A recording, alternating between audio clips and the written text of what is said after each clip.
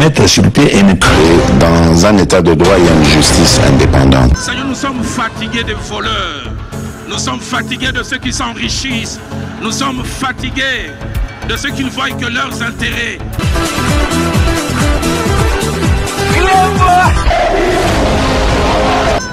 Je m'engage à user de tout ce qui est en mon pouvoir pour que les erreurs du passé ne se reproduisent plus et pour que les actions nécessaires à l'avancement de notre pays soient promptement prises.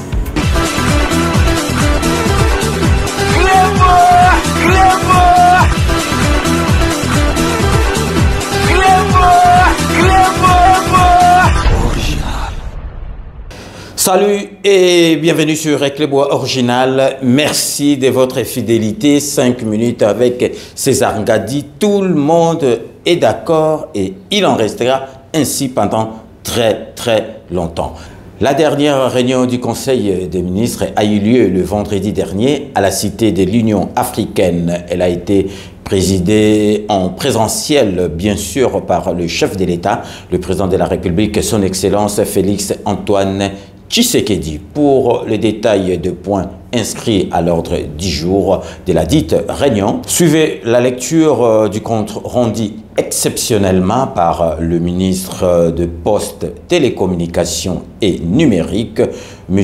Augustin Kibassa Maliba. Commencé à 15 h, la réunion s'est terminée à 20h05. Restez connectés sur Reclebois Original pour la suite de nos programmes. A mis à rude épreuve le pouvoir d'achat des Congolais, rendant l'accès difficile aux biens et services.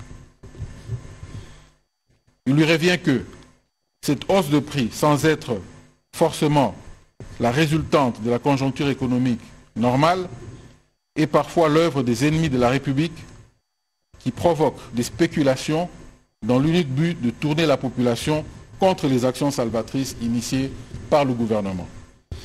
Rappelant sa détermination et celle du gouvernement à déployer moult initiatives allant dans le sens de stabiliser les prix sur les marchés et à promouvoir l'entrepreneuriat congolais, il a encouragé le gouvernement à redoubler d'efforts et à travailler en synergie en mettant des actions concrètes et résultats rapides pour redonner le pouvoir d'achat à nos compatriotes et favoriser l'émergence des champions économiques locaux, voire nationaux.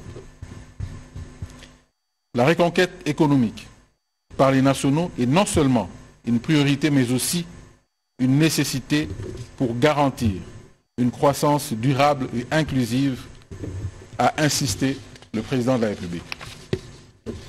Dès lors, les ministres concernés sont invités à focaliser leurs efforts sur les actions urgentes suivantes. Le vice-premier ministre, ministre de l'économie nationale, a accéléré la mise en œuvre des mesures de régulation des prix et des denrées alimentaires. Un contrôle rigoureux des circuits de distribution doit être assuré pour éviter les spéculations qui impactent le consommateur final.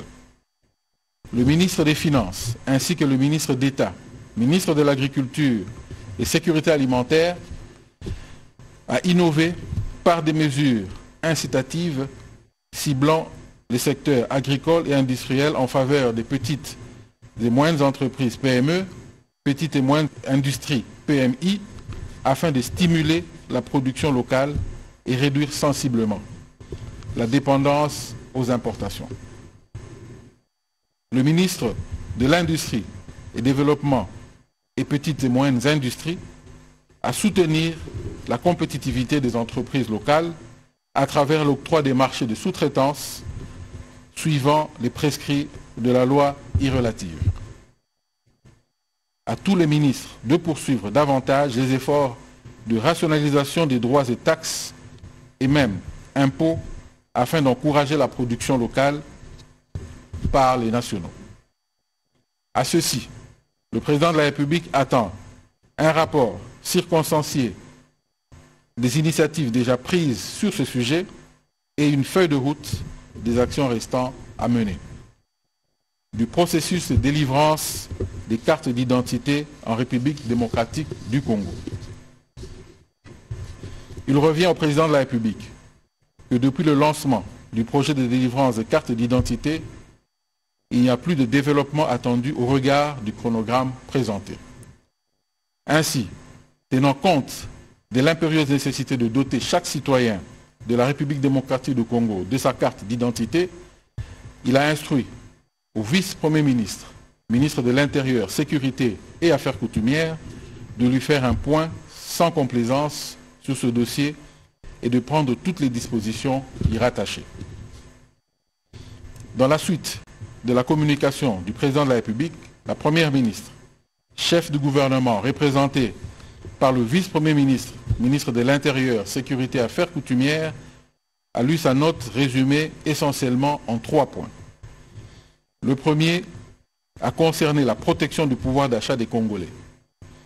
La protection et le renforcement de ce pouvoir d'achat des Congolais étant une priorité du quinquennat, la première ministre a tenu à réaffirmer sa détermination de coordonner toutes les actions des membres du gouvernement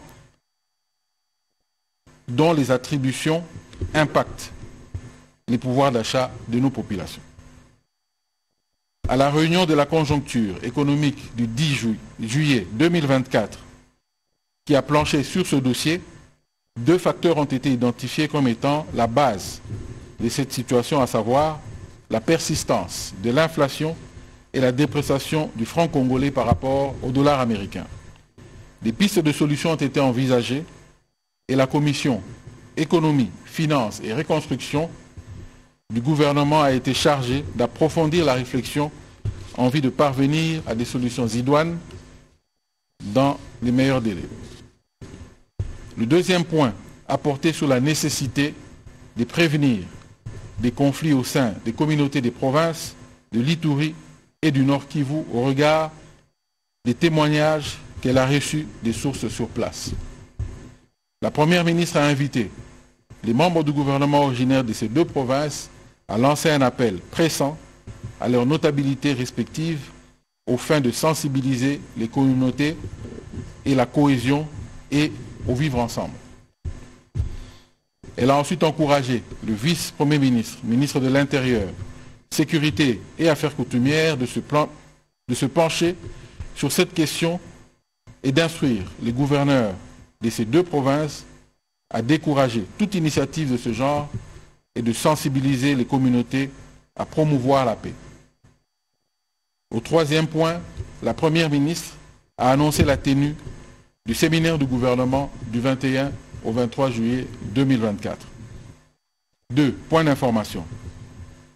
État et administration du territoire. Le vice-premier ministre, ministre de l'Intérieur, Sécurité et Affaires coutumières, a présenté au Conseil le rapport sur l'état du territoire national qui reste dominé par la poursuite des opérations militaires ordonnées par le président de la République, chef de l'État, commandant suprême des forces armées et de la police nationale congolaise dans le cadre de l'état de siège en province de l'Ituri et du Nord Kivu. L'état d'esprit de la population demeure calme. Au cours de la semaine qui se termine, il a été observé la satisfaction de la population relativement à l'atteinte du point d'achèvement des engagements signés par la République démocratique du Congo et le Fonds monétaire international FMI en 2021, et ce, grâce aux réformes entreprises par le gouvernement de la République à la 6e revue.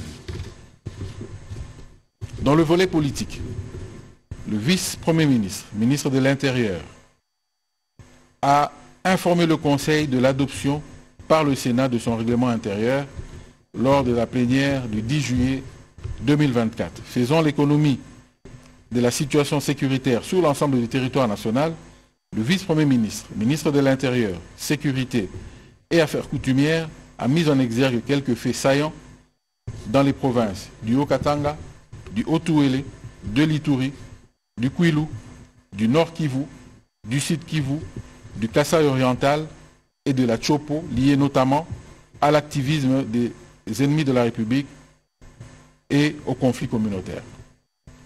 S'agissant des conflits communautaires, elle a fait part au Conseil des initiatives envisagées pour y mettre fin. Le Conseil en a pris acte. situation sécuritaire.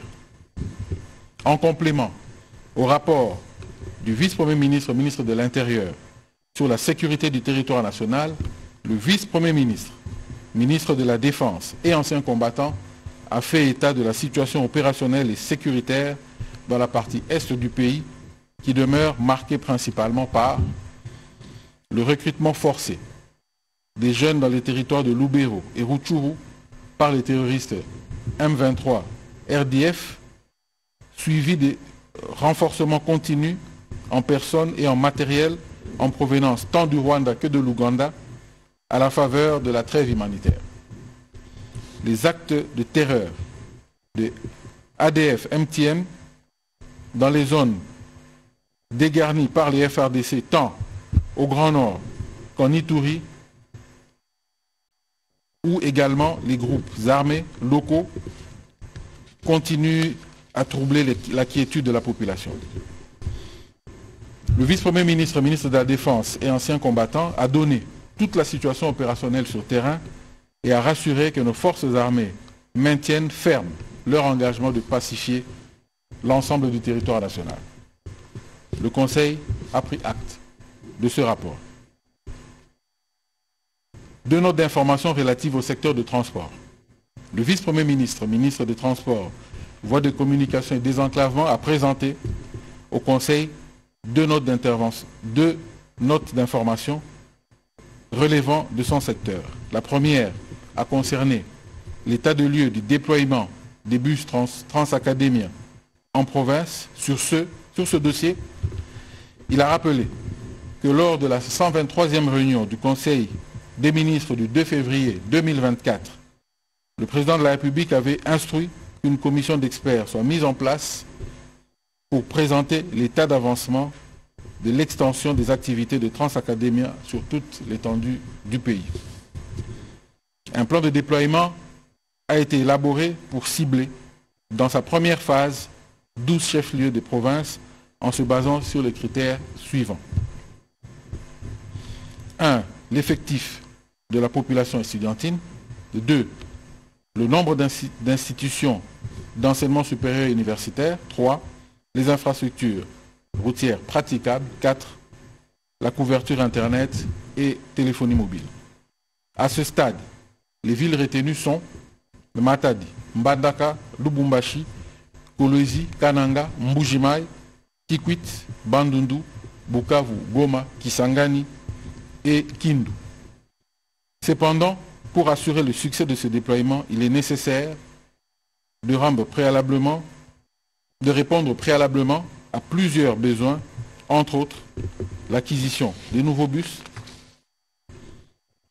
les études de configuration du réseau académique et de plan opérationnel devant être menées avant l'installation des agences provinciales, la mise à disposition par chaque province d'un espace aménagé pour servir de garage et d'un bureau pour l'agence provinciale, le recrutement du personnel qui doit se faire au niveau local.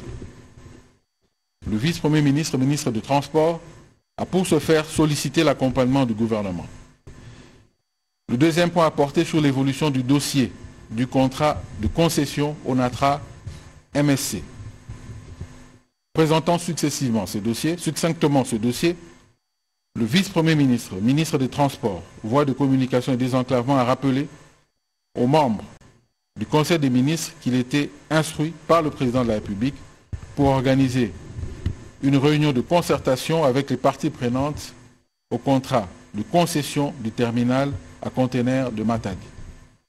C'est dans ce cadre qu'il a présidé la réunion du mercredi 10 juillet 2024 qui a réuni la direction générale de l'ONATRA, le conseil d'administration de l'ONATRA, le banc syndical de l'ONATRA et les représentants de la société du groupe MSC LLC portant sur l'harmonisation de vues des désaccords lors des échanges antérieurs. Au terme de cette réunion, il est sorti, pour chaque point, des résolutions ont été prises en termes de solutions coulées dans un procès verbal dressé et signé par toutes les parties prenantes, séance tenante. Cette démarche donne les raisons d'espérer en vue de la résolution efficiente de ce dossier et voir les activités démarrer. Le vice-premier ministre, ministre des Transports, voie de communication et désenclavement a été complété par le ministre des Finances. Le Conseil des ministres a pris acte de ces deux notes d'information. Problématique de réapprovisionnement de pays en produits pétroliers. Le vice-premier ministre, ministre de l'économie nationale, a évoqué la problématique de réapprovisionnement du pays en produits pétroliers. En effet, les informations en sa possession indiquent que le niveau des stocks en produits pétroliers des sociétés commerciales a baissé pour certains produits dans la zone ouest.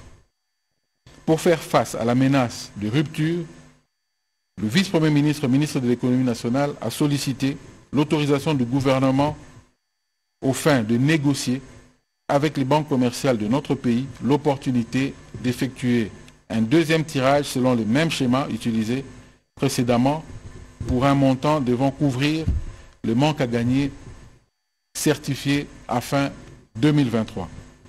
Le Conseil a pris acte. 3 notes d'information relatives au secteur agricole. Le ministre d'État, ministre de l'Agriculture et Sécurité alimentaire, a fait le point au Conseil de 3 notes d'information relatives à son secteur. D'abord, celle liée aux préparatifs du lancement de la campagne agricole 2024. À ce sujet, il a indiqué que son ministère entend lancer du 30 juillet au 30 août 2024 la campagne agricole sur l'ensemble du territoire national. Le ministre d'État, ministre de l'Agriculture et Sécurité alimentaire, a rappelé que la campagne agricole est une activité qui consiste d'abord à sensibiliser les agriculteurs, populations rurales et acteurs de développement agricole, agropoles, coopératives, fondations agricoles, unions d'agriculteurs, entreprises et entrepreneurs agricoles sur l'importance de la relance des filières maraîchères, vivrières et pérennes porteuses sur les effets et impacts socio-économiques visibles attendus de cette relance, c'est en conformité avec le programme d'action du gouvernement pour 2024-2028. Ensuite, celle relative aux dispositions urgentes pour atténuer et juguler la pénurie du maïs qui pourrait s'aggraver pendant la période de soudure de fin août à fin décembre 2024. Il est question de réduire sensiblement l'écart entre l'offre et la demande afin de renforcer la résilience des ménages face à la crise de farine de maïs et d'éviter ainsi une crise sociale ou le risque de compromission de la paix sociale et de la sécurité de l'État. Assorties des propositions de solutions, ces dispositions sont pensées en mode d'urgence à court terme. Enfin, celles liées à la production des semences améliorées, hausser le potentiel de substitution aux importations. Cette relance de la production des semences de maïs va se faire en conjonction avec les initiatives qui sont en place avec les partenaires techniques et financiers dans certaines provinces cibles d'intervention et en conjonction avec l'Institut national d'études et de recherche agronomiques INERA et les facultés d'agronomie. Le Conseil a pris acte de ces 3 notes d'information. Synthèse de la réunion du Conseil de sécurité sur la situation sécuritaire en République démocratique du Congo. La ministre d'État, ministre des Affaires étrangères, Coopération internationale et francophonie, a présenté au Conseil le rapport synthèse de la réunion du Conseil de sécurité du 8 juillet 2024 sur la situation sécuritaire en République démocratique du Congo. Cette séance du Conseil de sécurité est intervenue dans un contexte marqué par une escalade du conflit dans l'est du pays due à l'expansionnisme militaire du Rwanda, la conclusion de la première phase de désengagement de la MONUSCO au Sud Kivu la publication du rapport du groupe d'experts des Nations Unies et la trêve humanitaire proposée par les États-Unis du 5 au 19 juillet 2024. La plupart des membres du Conseil de sécurité ont exprimé leur profonde préoccupation au sujet de la détérioration de la situation sécuritaire et humanitaire dans l'Est du pays. À ce titre, le représentant permanent de la France a condamné la violation de la souveraineté et l'intégrité de la République démocratique du Congo et appelé le Rwanda à retirer ses troupes. La représentante permanente des États-Unis a dénoncé les menaces et avancées du M23 et a jugé irresponsable le soutien que le Rwanda leur apporte. Elle a également rappelé que les interventions du Rwanda sont de plus en plus directes et décisives. Pour les États-Unis, la présence de plus de 4000 militaires rwandais sur le territoire congolais va au-delà du soutien du M23. Il s'agit bien évidemment d'interventions militaires du Rwanda en territoire congolais. La représentante permanente de la Suisse a condamné la progression continue des forces de défense rwandaises et du M23 dans l'est de la RDC et a exigé que le Rwanda cesse tout soutien au M23 et se retire du territoire congolais. Elle a précisé que le représentant de la République démocratique du Congo a souligné que le déploiement des soldats rwandais sur le territoire congolais ainsi que l'alliance du Rwanda avec le groupe rebelle terroriste M23 pour déstabiliser notre pays constitue des graves violations de la Charte des Nations Unies, a conclu la ministre d'État, ministre des Affaires étrangères. Le Conseil a pris acte de cette note d'information. Processus d'élaboration du projet de loi de finances 2025. Le ministre d'État, ministre du Budget, a fait rapport au Conseil de l'état d'avancement du processus d'élaboration du projet de loi de finances 2025.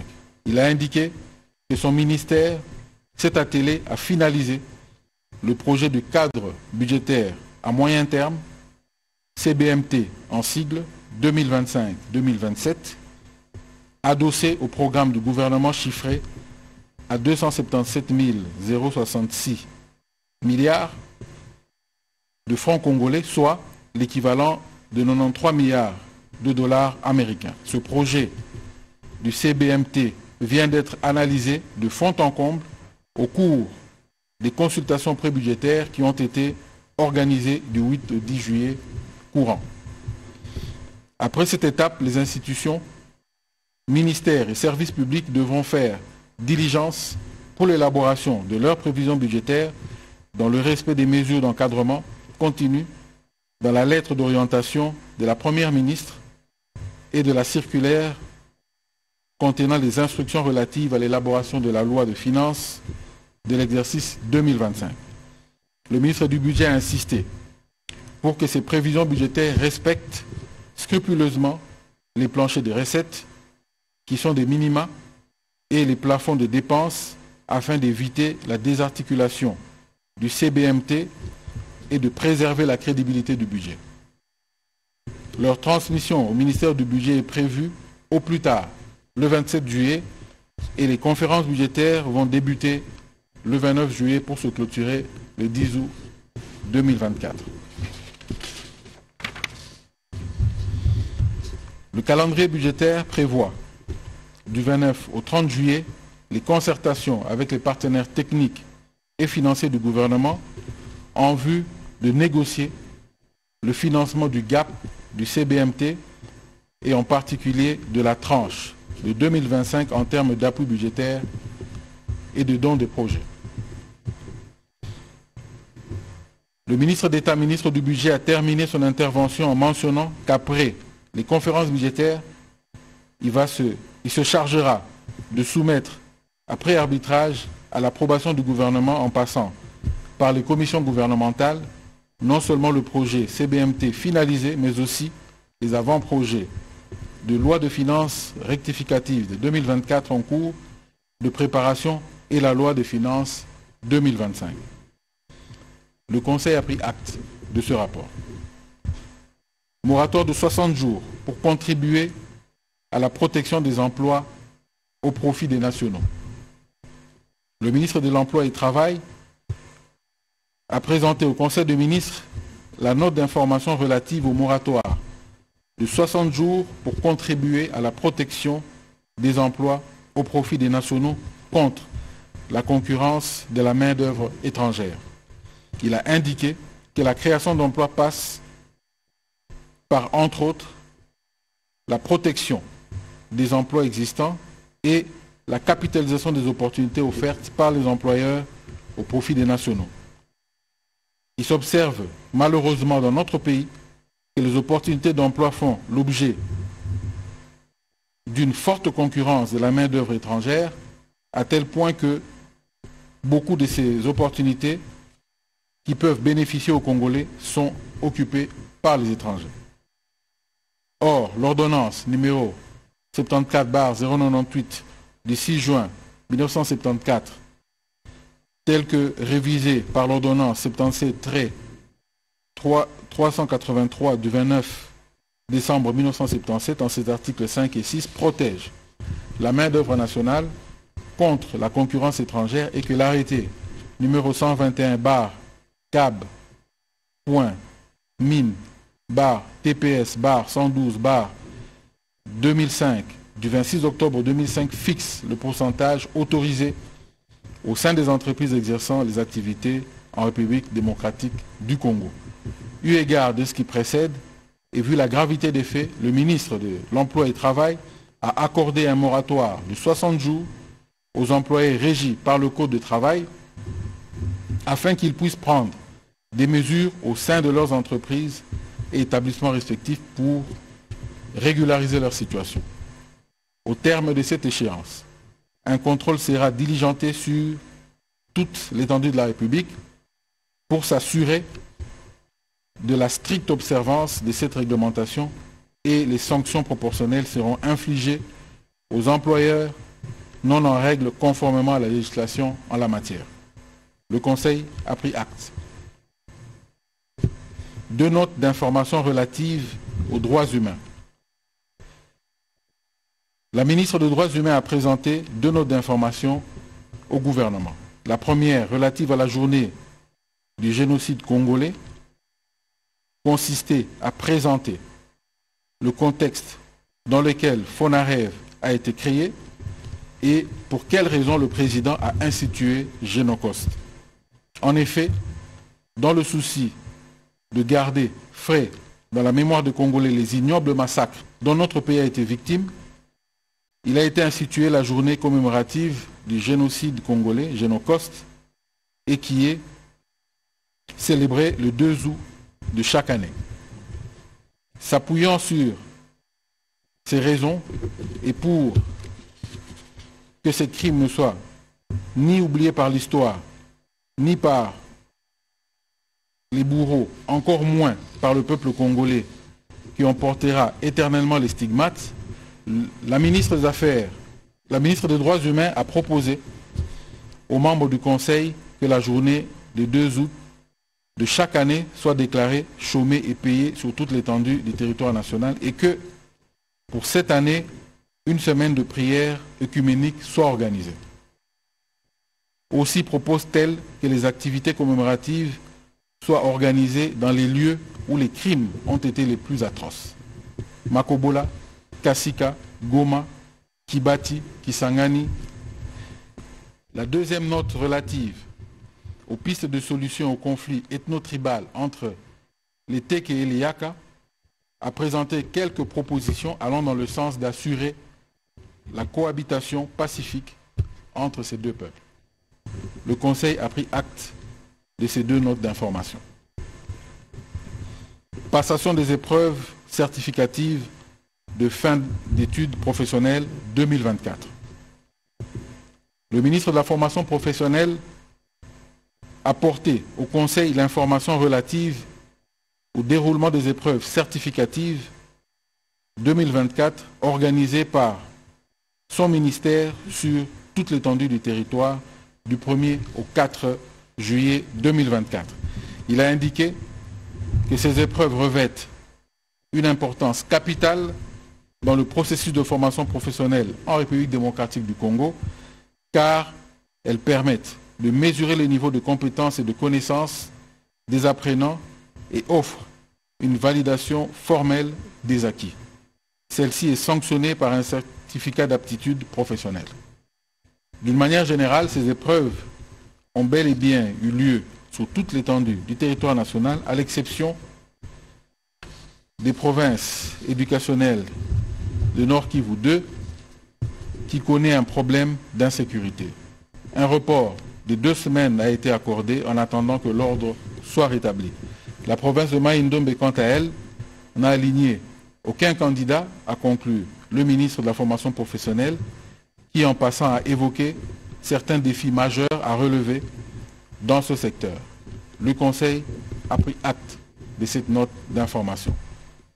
Tenue de la 3e session du Conseil des ministres de l'Organisation de la pêche et l'aquaculture des Grands Lacs, Édouard et Albert.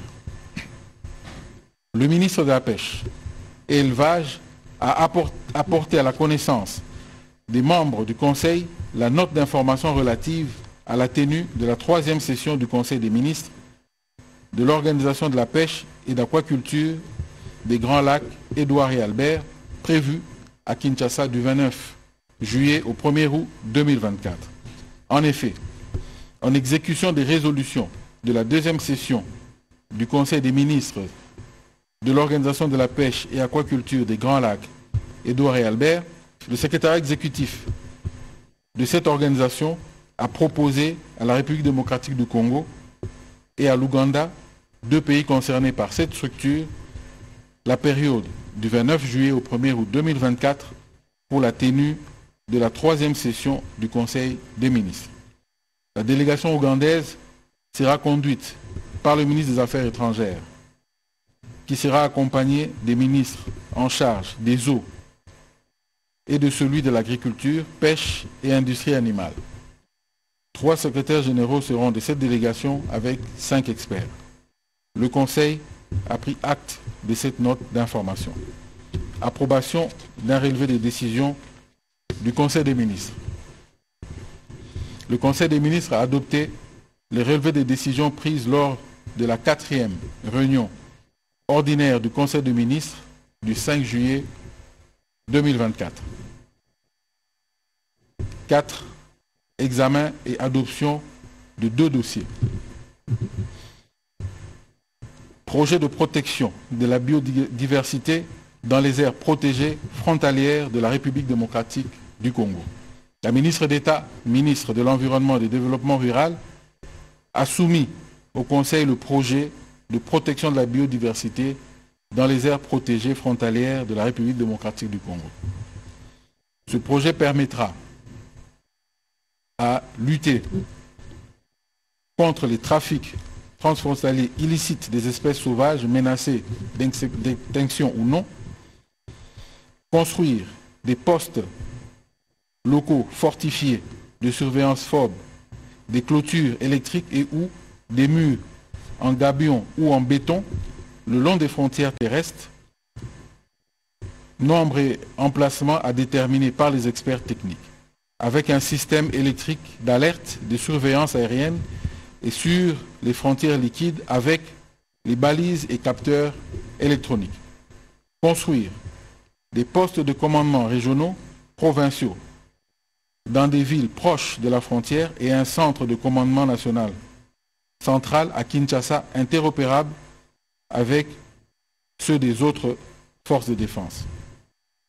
Former et équiper les éco-gardes en unités d'intervention rapide de protection des frontières terrestres et liquides, installer des senseurs et autres technologies modernes de télédétection d'alerte aux frontières liquides et terrestres, promouvoir l'écotourisme. Après débat et délibération, le Conseil a adopté ce dossier. Stratégie nationale des exportations et diversification des marchés entre l'African Growth and Opportunity Act, AGOA, et notre pays. le ministre de portefeuille représentant le ministre du Commerce extérieur en mission a fait l'économie de la stratégie nationale des exportations et diversification des marchés entre l'AGOA et la République démocratique du Congo. La force de la stratégie nationale AGOA va s'appuyer sur une étude exhaustive de la demande américaine à travers les 6000 produits éligibles dans le cadre du programme AGOA, une méthode rigoureuse d'identification des produits exportables vers le marché américain, une approche participative qui a permis aux experts des ministères sectoriels concernés par la question des exportations, ceux des structures et organismes spécialisés du secteur privé, ainsi que les partenaires techniques internationaux, qui tous ont validé les propositions contenues dans la stratégie nationale AGOA.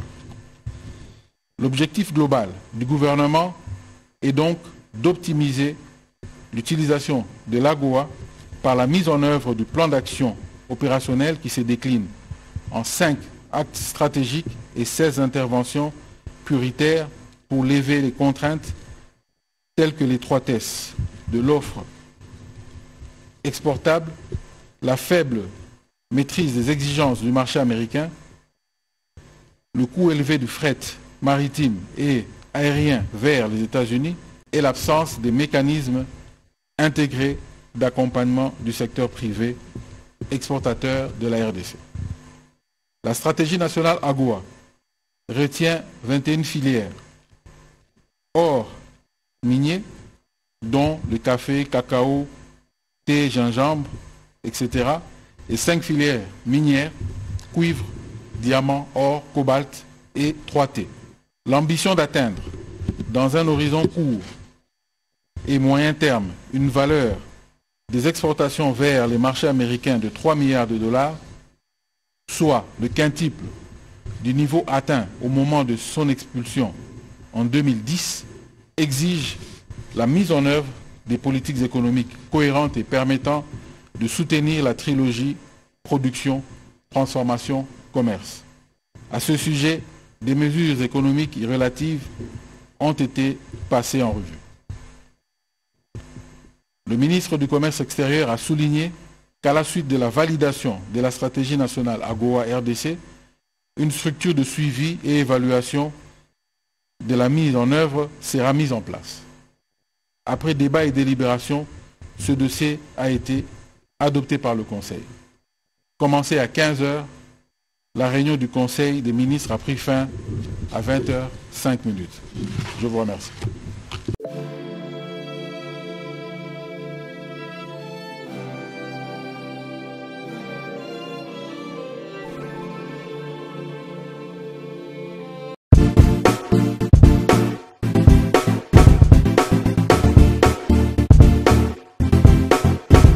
On doit mettre sur pied et dans un état de droit, il y a une justice indépendante. Seigneur, nous sommes fatigués des voleurs. Nous sommes fatigués de ceux qui s'enrichissent. Nous sommes fatigués de ceux qui ne voient que leurs intérêts.